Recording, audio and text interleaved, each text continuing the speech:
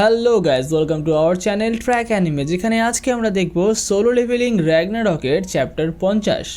চ্যাপ্টারের শুরুতেই আমরা একটা খুব সুন্দর লেক দেখতে পাই, যেখানে আমরা ছোট সুহুকে বসে থাকতে দেখি।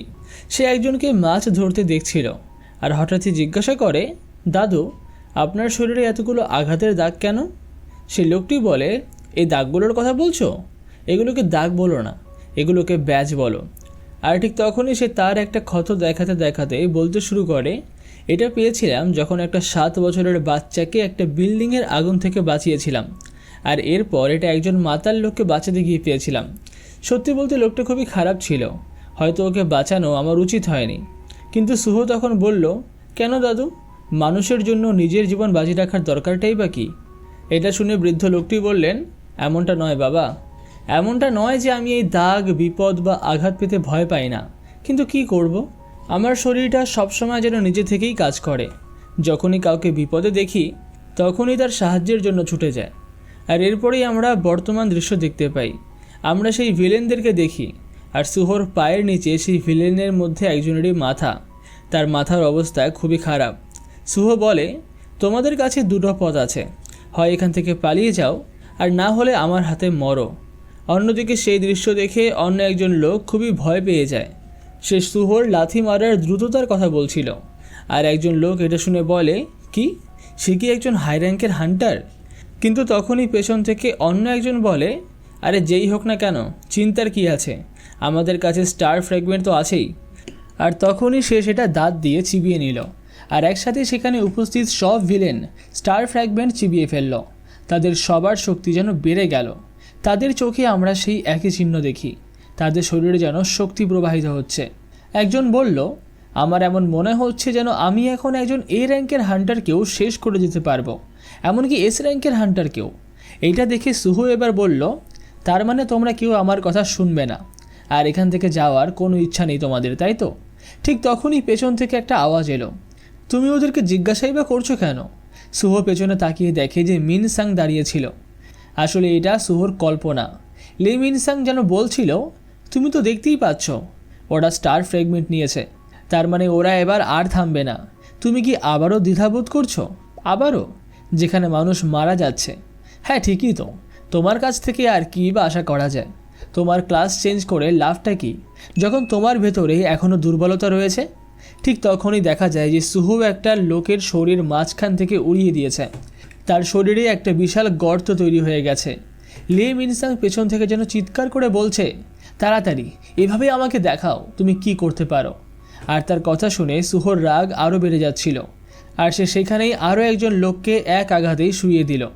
এটা দেখে সেই লোকগুলো খুবই ভয় পেয়ে গেল, কিন্তু তারা তবুও থামল না। সবাই তার উপর হামলা করতে এলো, কিন্তু সুহো ঠিক তখনই অন্য একজনকে এত দ্রুত শেষ করে দিল যে সে কিছুই বুঝতে পারল না। তার হাতটা সে পুরোপুরি শেষ করে দিল, আর সে সেখানে সামনে মাটিতে গিয়ে পড়ল। এবার সুহোর সামনে একজন লোক ছিল, যে এটা দেখে খুবই হতবাক হয়ে গিয়েছিল। সে বলতে শুরু করলো, কেন, আমি কেন দেখতে পেলাম না? আমি তো স্টার ফ্র্যাগমেন্ট নিয়েছিলাম। কিন্তু সে কিছু বোঝার আগেই তার মুখ থেকে রক্ত বেরোতে শুরু হয়। সুহো তার চোয়াল ভেঙে দিয়েছে, আর সে সোজা একটা দেয়ালে গিয়ে ধাক্কা খায়। সুহোর চোখ দুটো জলজল করতে দেখা যায়। পেছন থেকে আরও দুজন লোক এই সময় তাকে মারতে আসে, কিন্তু তখনই সুহো তার শ্যাডো ব্যবহার করলো এবং সেই দুজনের ওপরে স্পিয়ার বা কাটার মতো কিছু ছুঁড়ে মারল, আর তাদের দুজনকে সেখানেই শেষ করে দিল। ঠিক তখনই যেন লি মিনসাং তার কাঁধে হাত রেখে বলল, সত্যি তুমি বদলে গেছো, তাও এত কম সময়ে। এটা কি আশ্চর্যজনক নয়? যাই হোক, তুমি তো এদের এমনিতেও আটকাতে পারতে, এদেরকে মারাটা কি সত্যিই এতটা জরুরি ছিল? তুমি নিজেকে একজন মানুষ কিভাবে বলো বাচ্চা, যখন তুমি হান্টার আর ম্যাজিক বিস্টদের মধ্যে কোনো পার্থক্যই করতে পারো না? মনে হচ্ছে তুমিও আমার মতো একটা মনস্টার হয়ে গেছো। এই বলে সে হাসতে শুরু করে। সুহো চুপ করে থাকে, আর তখনই বেরুকে ডাকে। বেরু বেরিয়ে আসা মাত্রই সুহো তাকে বলে, এই ভিলেনগুলোকে খাও, আর এদের মেমোরিতে দেখো যে এই সব কিছুর পেছনে কে আছে, যার কারণে এরা জেল থেকে পালানোর পরেও এখানে সাধারণ মানুষদেরকে মারছে না পালিয়ে। তখনই বেরু বলে, ইয়ং মাস্টার, সব ঠিক আছে তো? সুহো বলে, হ্যাঁ সব ঠিকই আছে। কিন্তু বেরু বলে, আমি বুঝতে পারছি আপনি এখন বাকি লোকেদের বাঁচাতে চাইছেন, কিন্তু মাস্ক ছাড়া এভাবে এটা কি ঠিক হবে? এটা শুনে সুহো বলে, সত্যি বলতে আমি এখানে লোকেদের বাঁচাতেই এসেছিলাম, কিন্তু যখন আমি এই ব্যাপারে ভাবছিলাম তার খুবই বিরক্ত লাগছিল। যেখানে এখন সবার অ্যাপোস্টাইলের ব্যাপারে ভাবা উচিত, তাদের সঙ্গে লড়াই করার জন্য তৈরি হওয়া উচিত, তখন এই সব সমস্যা সামনে আসছে। যদি এভাবে হান্টারদের মধ্যে সমস্যা বাড়তেই থাকে, সত্যি বলছি আমাদের সামনে আরও অনেক বেশি সমস্যা আসতে চলেছে। যদি সব কিছু এভাবেই চলতে থাকে তাহলে আমি নিজেই নিজের বাবার বোঝা হয়ে যাব। না, এবার আমি আর লুকিয়ে থাকবো না, আমি আর লুকোবো না। এখন থেকে আমি সবাইকে একত্রিত করব, সবাইকে, যারা যারা এখনও অবশিষ্ট আছে, যেমন মোনার্কদের বংশধর, হান্টার, ভিলেন, এমনকি আলাদা আলাদা ম্যাজিক বিস্টদেরও। আমি সব ক্ষমতাকে এখন একসঙ্গে আনবো আর সবাইকে ইটারেমের বিরুদ্ধে দাঁড় করাবো নিজেদের শক্তির সাথে। তার এই কথা শুনে বেরু আরও বেশি উত্তেজিত হয়ে যায়। সে বলে, কি ইয়ং মোনার্ক, আপনি কি সত্যিই আপনার সামনে সবাইকে মাথা নত করতে বাধ্য করবেন? সুহো বলে, না, আমি বলছি তো, আমি সবাইকে কমরেড তৈরি করব। তাই আমি এখন আমার সংখ্যা আরও বাড়াতে চলেছি। আমি আর দ্বিধা করব না, একদমই না। আর তখনই সে হাতটা এগিয়ে দেয়। সে বলে, অ্যারাইজ। শহরের অন্যদিকে আমরা দেখতে পাই একটা গাড়িতে করে কেউ একটা আসছিল, কিন্তু তখনই সেই গাড়িটাকে ব্লাস্ট করে দেওয়া হয়। গাড়িটা বিস্ফোরণের সঙ্গে সঙ্গে তার যন্ত্রাংশ চারিদিকে ছড়িয়ে পড়তে থাকে। ওপর থেকে কয়েকজন লোক সেই দৃশ্যটা দেখছিল আর বলছিল, কি দুর্ভাগ্যবান এরা, এরা কি জানে না যে শহরে কি চলছে? এমন সময় গাড়ি চালানো তো একদম উচিত নয়। কিন্তু তখনই সেই আগুনের মধ্যে থেকে একটা আওয়াজ আসে, মিহো, তুমি ঠিক আছো তো?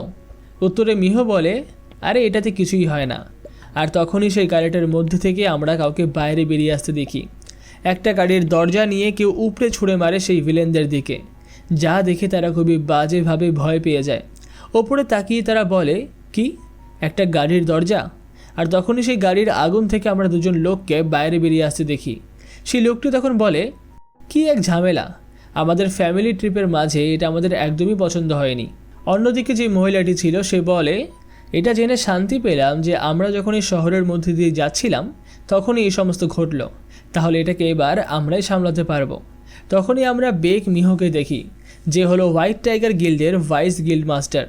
অন্যদিকে সেই লোকটি বলে, হ্যাঁ ঠিকই বলেছ, যদি আমরা এভাবে দেরি করতে থাকি তাহলে তোমার মা আমাদের সামনে বকবক করে কান ঝালাপালা করে দেবে। চলো এটা তাড়াতাড়ি শেষ করা যাক। আর তখনই সে ট্রান্সফর্ম হয় আর আমরা দেখতে পাই বেক ইয়োনোকে, যে হলো হোয়াইট টাইগার গিল্ডের ক্যাপ্টেন। আর এখানেই শেষ হয় চ্যাপ্টার 50।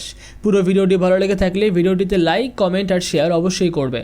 আর পরবর্তী ভিডিওটি দেখার জন্য চ্যানেলটাকে সাবস্ক্রাইব করতে একদম ভুলবে না। তাহলে দেখা হচ্ছে নেক্সট এপিসোডে।